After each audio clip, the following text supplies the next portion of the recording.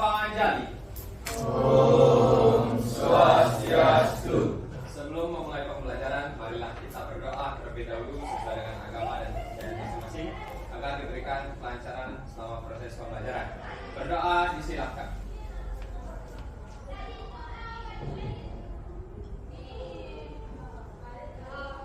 Berdoa selesai. Selamat pagi semuanya. Siap belajar sejarah? Siap. Udah dapat makan? Belum. Aku lupa udah istirahat tadi. Ya. Oke, kalau gitu Pak absen terlebih dahulu ya. Ya. Siap. Oke, silakan duduk lah kalian.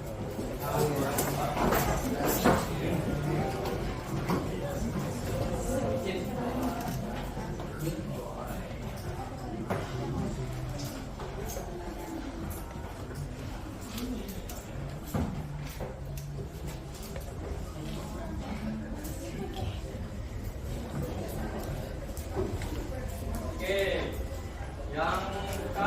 yang Pak sebut namanya bilang hadir ya. Ya. Yang pertama ada Desa Kutulia Panitia.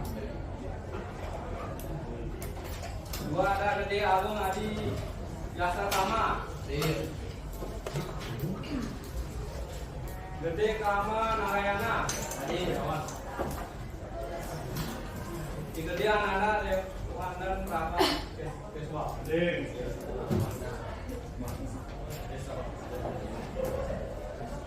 Gede Andika Panji Saputra. Gede Kasma Tejayusa. Siap hadir Pak. Inyoman Tarbayu Yuda Prawira. Hadir Pak. Kade Agus Raditya. Ketut Adi Putra Wisana. Komang Anindya Aifa Eni. Komang Tias Robiantari. Komang Yenita Wulandari. Luhayu Sari Widian. Lo Mirananta Prameswari. Made Ananta Wijaya. Hadir. Made Aurin Binalis.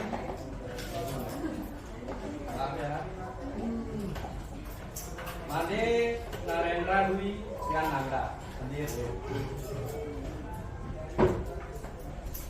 Made Panu Dharma Putra. Siap. Hadir. Made Paji Ananta Drayana.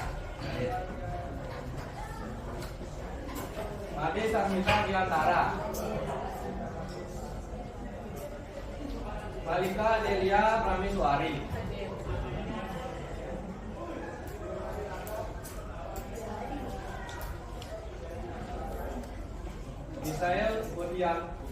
Michael Bodian itu Dova. William siapa Saga Utama. Hadir. Tengah Sumasdini. Ibutu Nabila Anita Sudiata. Kudu Harmonia. Untuk Kaila Rianti Nayutama. Hadir. Untuk Kinara Agni Iswa Kiata. Hadir. Untuk Murah Karyasa Wijaksana. Siap. Hadir. Untuk Prema Pranaya. Untuk Tia Melihat. Untuk Bisa Putri Alian. Grananda Kusuma. Hadir. Oke. Berarti ada semua ya, nih ya. Ya. Absen berapa? Oh ini ya, Made Cina Wijaya ya? Oh iya.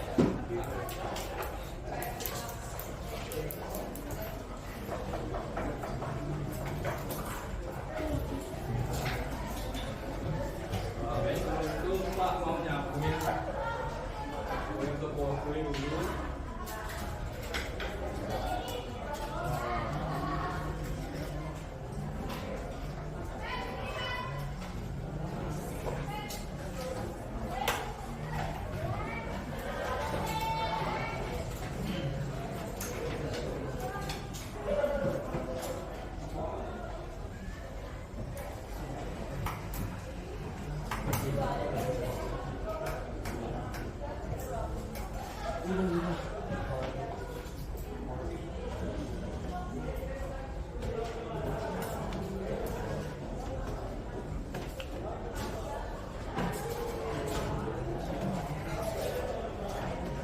Oke, sebelum kita masuk ke materi, sebaiknya kalian lihat dulu di sekeliling kalian apakah udah rapi, apakah ada sampah atau tidak, agar pelajaran hari ini bisa nyaman.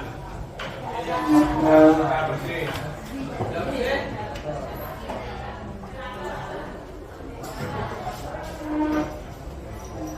Tapi kalian juga di atas meja kalian sudah masih sampah, bisa kita ambilkan dulu juga di bawah dulu.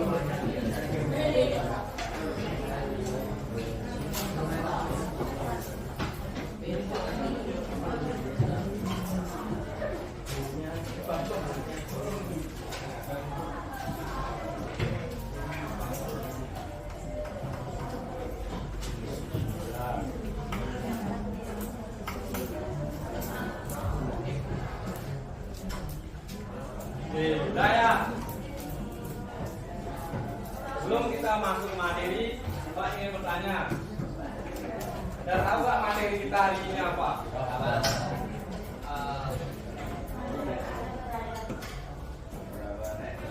Ya, tentang peradaban. Tapi sebelum materi utamanya adalah tentang asal usul nenek moyang bangsa Indonesia dan jalur rempah. Tapi sebelum masuk ke asal usul, kita bahas dulu materi tentang peradaban ya. Sekarang kita di sini punya PPT, bisa dilihat, yaitu tentang peradaban awal bangsa Indonesia. Gimana sih peradaban awal dari bangsa Indonesia? Yang pertama, sebelum masuk ke lebih dalam lagi, apa itu sih peradaban? Oke, adik bisa. Terima kasih atas kesempatannya. Saya perkenalkan nama saya Priyanti. Jadi menurut KBBI, peradaban itu adalah kemajuan, kecerdasan, kebudayaan lahir batin. Berikan tepuk tangan kepada teman-teman. Ya, bisa dikatakan peradaban itu adalah kemajuan dari bangsa kita. Nah, kita bisa lanjut ke slide selanjutnya. Yaitu adapun tujuan pembelajaran dari materi hari ini, yaitu pertama, melacak asal usul nenek moyang bangsa Indonesia. Kedua, mengenali corak kehidupan masyarakat praaksara. Yang ketiga, menganalisa perkembangan teknologi pada masa praaksara. Oke. Nah, yang pertama kita masuk ke slide pertama, yaitu tentang pengertian praaksara. Bisa dilihat di depan. Kalian kan nggak asing mengenai kata praaksara. Bisa dipahami tentang praaksara. Pra artinya belum. Aksara bisa. Betul.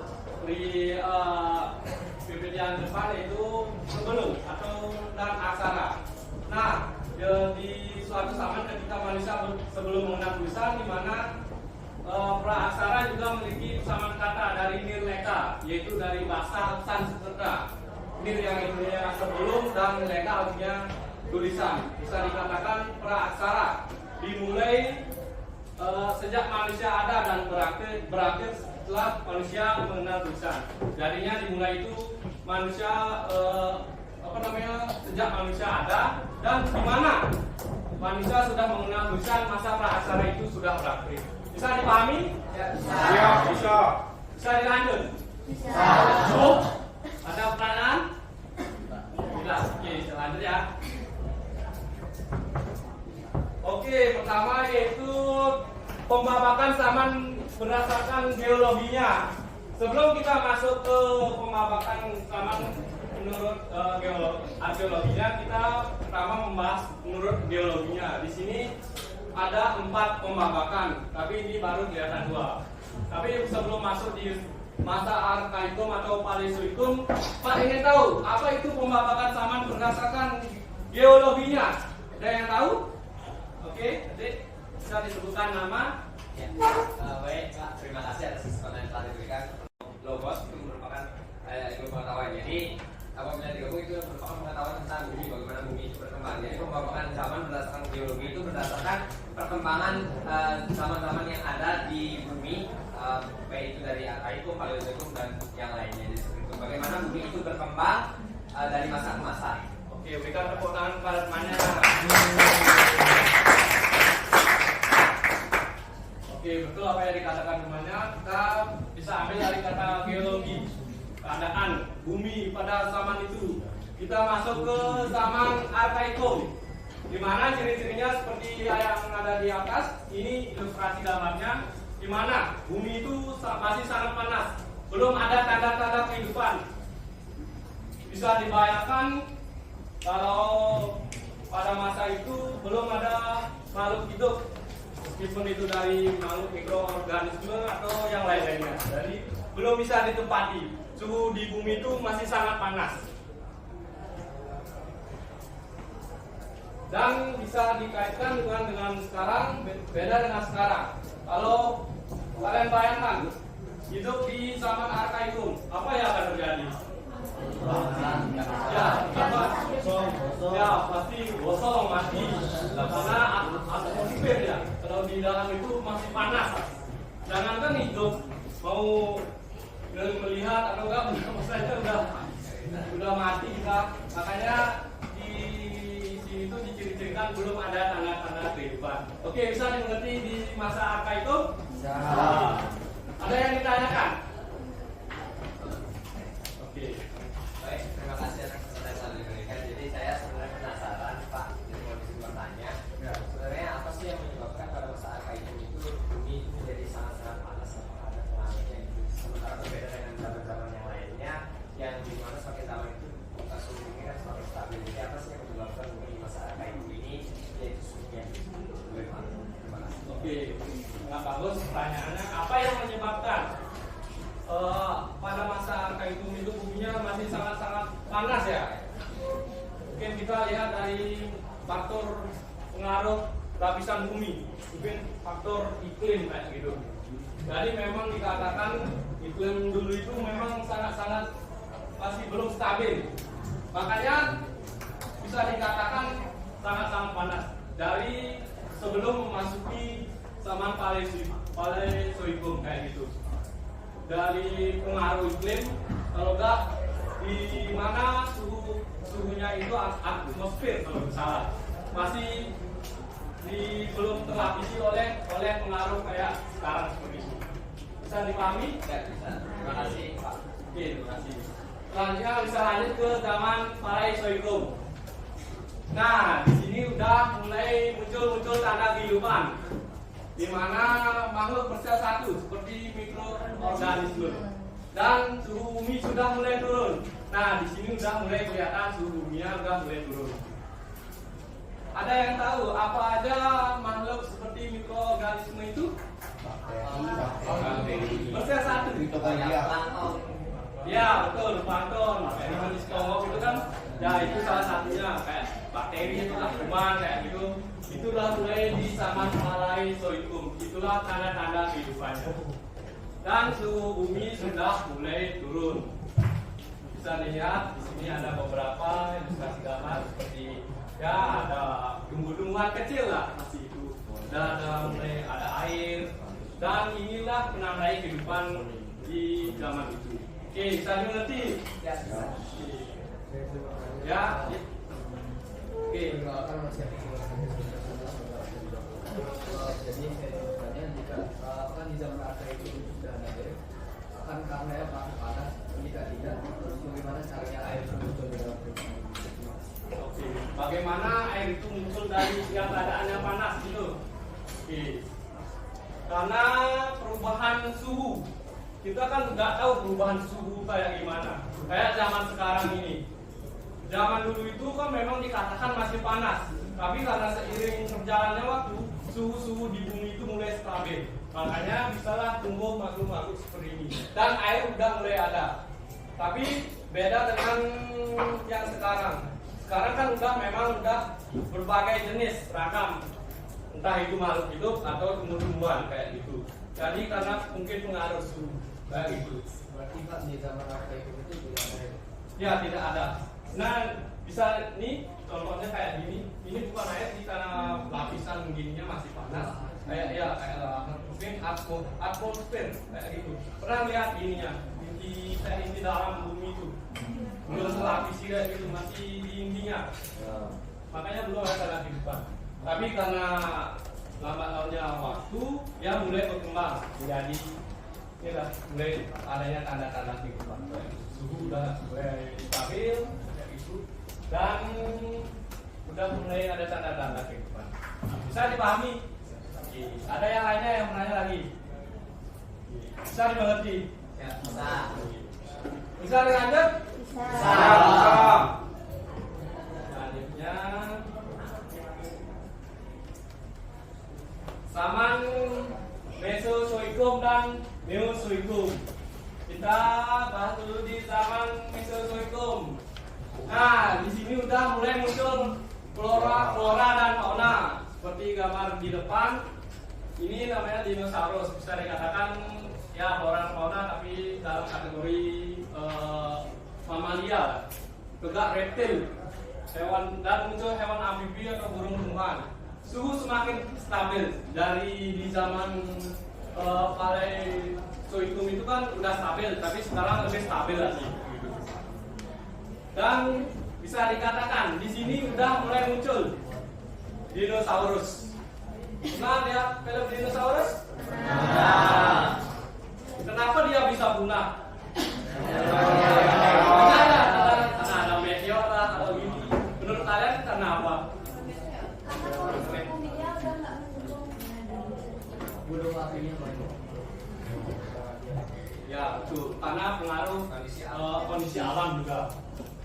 Karena bisa dikatakan zaman itu alamnya masih liar lah. Makanya hewan-hewan ini kayak hewan-hewan besar kayak dinosaurus ini bermunculan, di mana hewan-hewan di sana itu besar-besar. Ya bisa dibayangkan kalau sekarang itu mungkin kita yang punah dimakan oleh hewan-hewan kayak gitu. Makanya namanya juga pengaruh iklim. Jadi bisa dikatakan punah karena kondisi buminya kayak gitu. Oke, ada yang bertanya tentang Mesozoikum?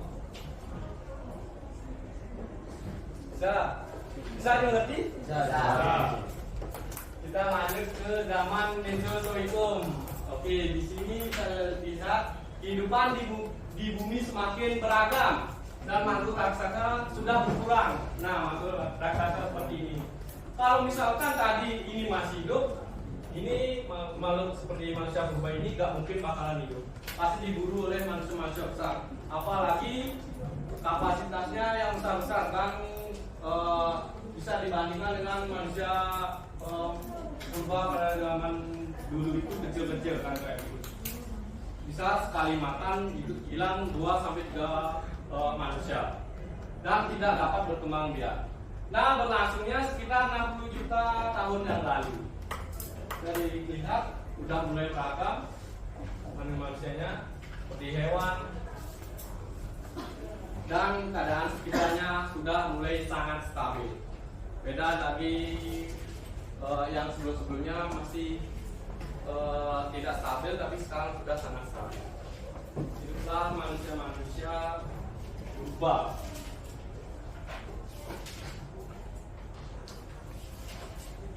Oke, bisa ditanyakan? Bisa dimengerti? Bisa. Gak ada yang bertanya? Ini masih aman. Bisa dimengerti ya? Nah, sekarang kan mengenai tentang manusia purba. Sekarang masuk berdasarkan apa setelah geologi? Arkeologi. Di zaman Paleozoikum itu nomaden atau enggak berbina Selanjutnya hidup dalam kelompok kecil dengan berburu dan meramu dan peralatan batu seperti kapak genggam atau chopper dan serping atau flex, serta ditemukan pula alat-alat dari tulang, di mana pada zaman Paleolitikum ini peninggalannya alat-alatnya masih bisa dikatakan masih kasar, belum dihaluskan. Seperti contoh di depan, seperti kapak genggam dan alat serping, masih kasar, belum dihaluskan. Dan yaitu hidup berkelompok kecil dan berburu dan meramu. Sudah bisa dikatakan masih dalam kelompok kecil aja. Kalau berburu dan meramu itu bisa masuk juga di zaman Mesolitikum. Sudah mulai berkembang. Tapi karena di sini berbeda zaman, jadi berbeda budaya. Bisa dipahami? Ada yang bertanya? Bisa. Di zaman Mesolitikum bisa dipahami? Serius?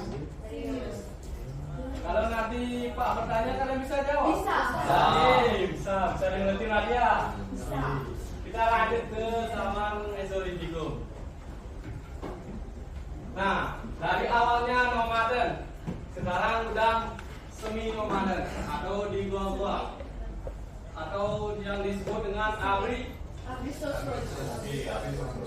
yaitu hidup di gua-gua, dan masih berburu dan meramu, di mana serta alat-alat masih sederhana dari batu dan tulang. Tadi masih kasar, sekarang udah agak lebih halus, bisa dikatakan seperti itu. Ya, masih kasar, masih awal ditemukannya kayak itu. Ini masih kasar, tapi udah agak halus. Nah, ini peninggalan penting termasuknya seperti pertama nih. Kalau ingat nih, peninggalan pentingnya kayak apa? Nih, kedoken Moninger ini yaitu timunan sampah dapur. Apa aja contohnya timunan sampah dapur itu? Kerang, lagi? Sisa-sisa makanan dari dia yang diburu, yang ditemukan. Itu yang namanya kan disebut dengan kedoken Moninger. Dan pebble atau kapak genggam. Di sini sudah ditemukan kapak genggam di zaman Mesolitikum. Dan lukisan goa yang menunjukkan perkembangan kepercayaan. Nah, di sini juga mulai mengenal kepercayaan. Ada yang masih ingat beberapa kepercayaan? Aduh, yang belum ya? Ya, udah kamu. Berdiri dulu, belakang nama biar Sari juga soalnya.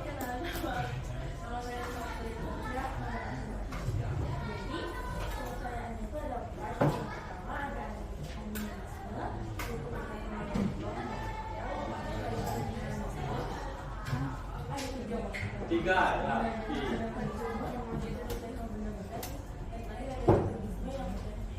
Oke, kita sempurnakan para penanya. Ada tiga. Pertama ada animisme, percaya pada roh, ya roh atau jiwa. Yang kedua ada dinamisme, percaya kekuatan atau benda-benda gaib. Yang ketiga ada totemisme, percaya bahwa hewan itu memiliki keberuntungan atau enggak kekuatan medis atau enggak kekuatan gaib kayak gitu, membawa keberuntungan. Jadi dia sudah mulai mengenal kepercayaan. Bisa dipahami? Sekarang, tapi sebelum itu ada pertanyaan lagi di zaman Mesolitikum. Oke, kamu Eja ya? Ya, baik. Terima kasih atas pengetahuan yang diberikan. Jadi untuk pertanyaan saya, untuk sebenarnya kalau misalnya kayak kita di Bali itu memang percaya adanya pohon beringin pada di saya ada punya atau gimana, itu merupakan kepercayaan di dinamisme atau totemisme atau yang Oke, kalau percaya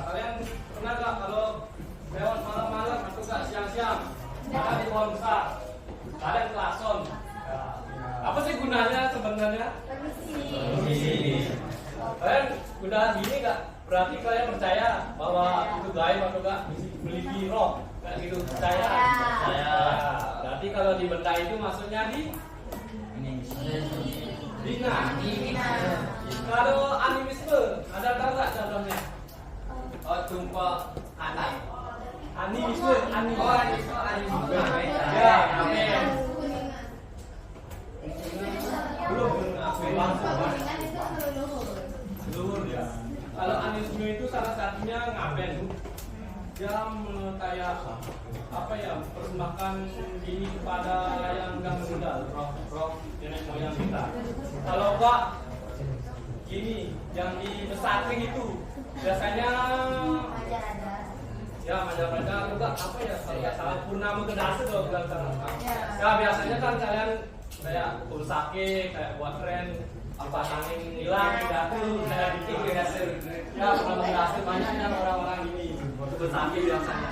Itu bisa dikatakan dewa itu turun di bumi. Ya. Kalau optimisme apa biasanya?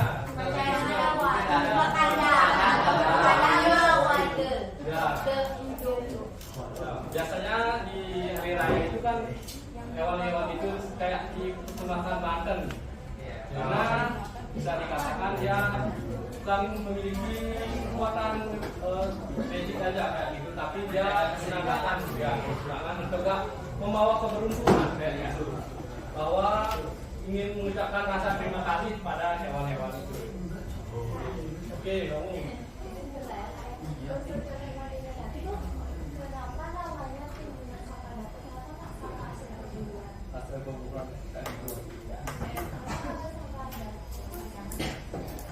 Ini penyebutan memang dari masa-masa lalu yang memang hasil turun-temurun.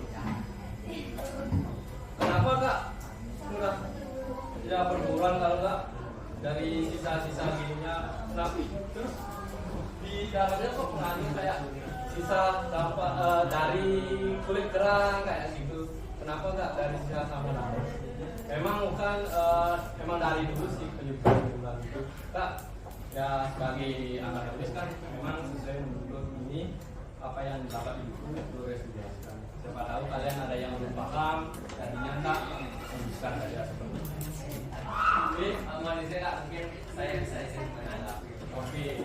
Jadi sebenarnya kenapa disebut sama dapur, kenapa nggak sama perguruan? Kalau sama perguruan Islam belum tentu dia itu kayak dikonsumsi lah sama mereka, dan tapi kalau sama dapur itu kayak yang kita tahu itu pasti ada proses di dalamnya yang misalnya itu untuk konsumsinya mereka gitu kan, kemudian baru dibuang. Makanya mereka nggak hanya sekedar membuang, tapi juga pasti mereka ada tujuannya kan, misalnya apakah itu setelah dikonsumsi baru. Jadi dia sama dapur kayak kita ada di dapur yang sekarang kita ada bagaimana kita memproduksinya, setelah kita mengonsumsi baru ada sampahnya, itu sudah dari dapur. Mereka dulu gitu juga. Terima kasih atas jawabannya. Saya pamit.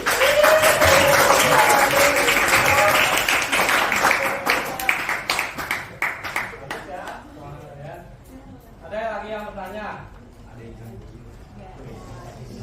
Dan lanjut. Lanjut ya.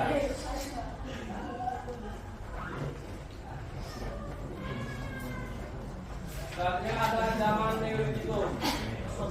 Nah, zaman Neolitikum dan Neolitikum ini bisa dikatakan beririsan ya. Zaman batu tengah dan batu besar.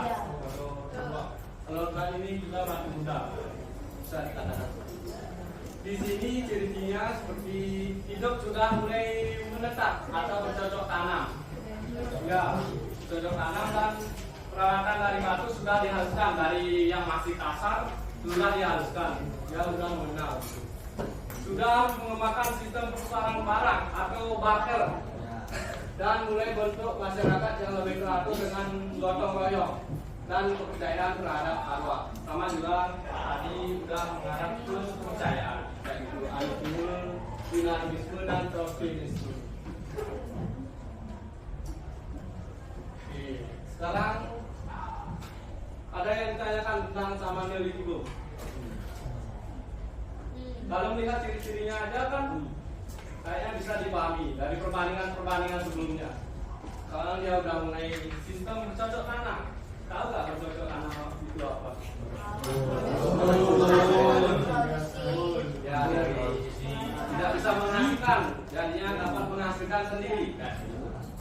dan berupa nama.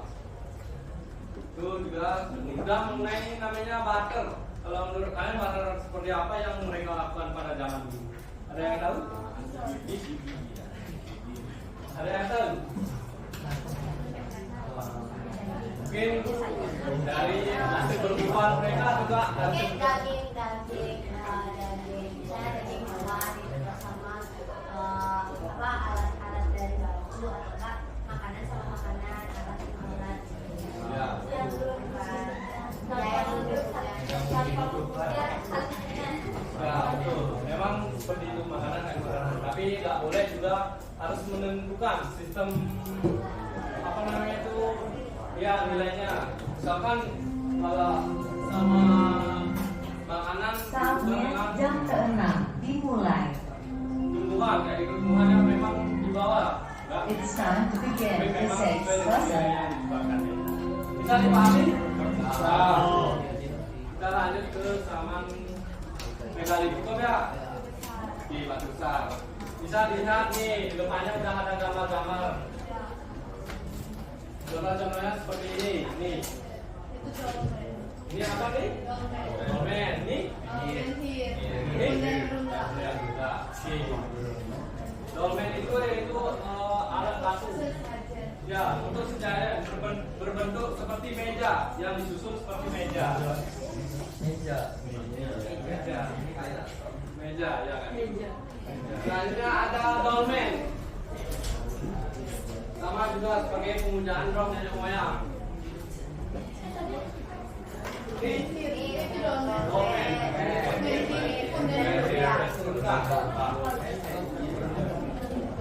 Kalau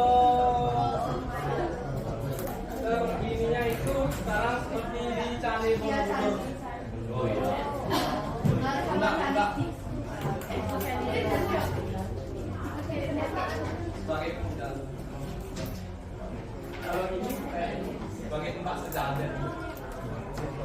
Ini loh, bisa dikatakan apa? Sama juga seperti pura-pura ada di Bali.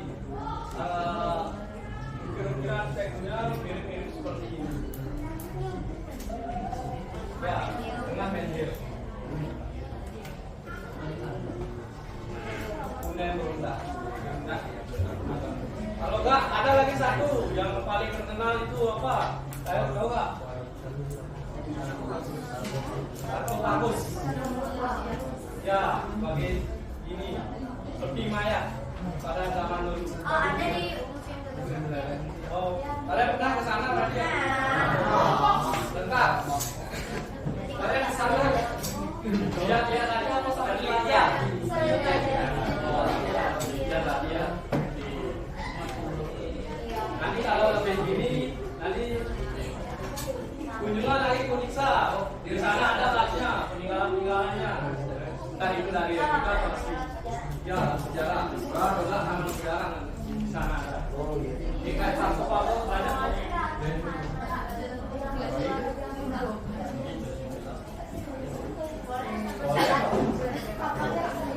Ya, ada ISIS pasti. Kan nanti kalau ini boleh. Kalau misalkan kalian penelitian, boleh nanti bisa. Di sana ada barangnya atau mobil doang? Barang ada barang. Berarti nggak terbuka. Terbuka tapi pakai perizinan. Kan juga barang. Pasti apa-apa sekarang pasti surat. Oke, bisa dilihat ya. Kita lanjut ya. Yaitu zaman logam atau masa undagian. Apa itu undagi? Ya boleh. Jadi, ya. Baik, terima kasih Pak atas kesempatannya. Jadi undagi itu sifatnya usia kalau dalam kasualnya itu bisa dipandi. Ya, ada pandi. Sekarang itu namanya pandi. Kalau itu undagi dulu. Ada anak pandi di sini.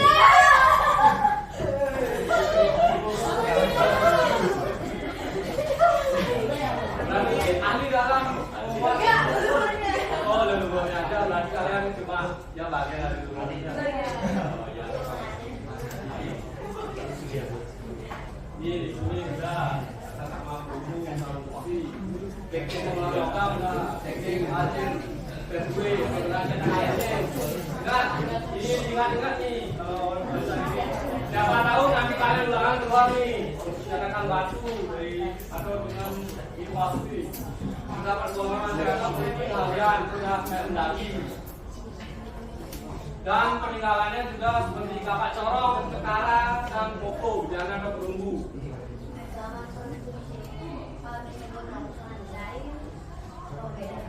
Kalau dongsen itu kebudayaan ya, tapi dia menghasilkan tidak juga. Kalau nggak salah dari kontin di Vietnam budaya dongsen. Makanya dikatakan dari pengaruh dari Taiwan apa Indonesia. Oke, bisa dipahami? Oh ya, bisa dimengerti ya. Sekarang ada nggak yang bisa menyimpulkan materi tadi yang Pak bahas? Satu aja, nggak apa-apa.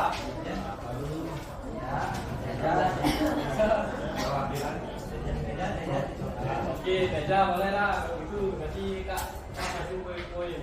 Boleh ke depan. Boleh.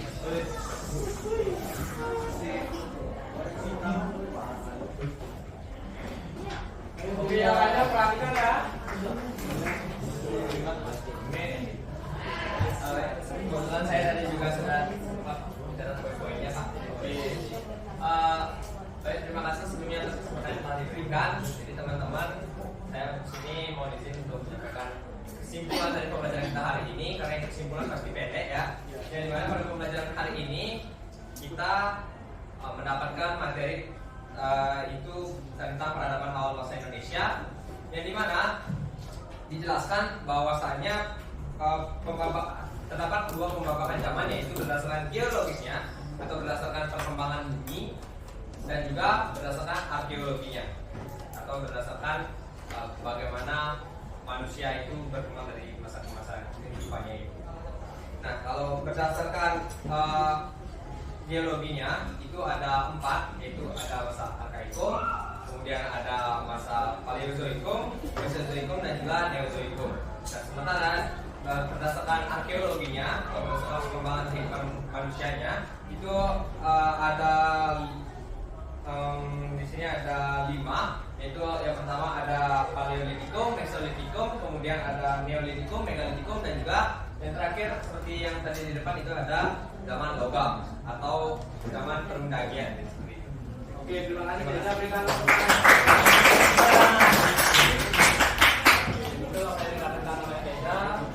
bukan itu, kita sekarang mengajari tentang pemapakan zaman menurut geologi dan arkeologi. Dan di geologi itu terdapat 4 bagian. Yang pertama ada zaman arkaikum, lagi paleozoikum, mesozoikum, dan neozoikum. Lanjut lagi ke zaman pemapakan zaman berdasarkan arkeologi. Ada 4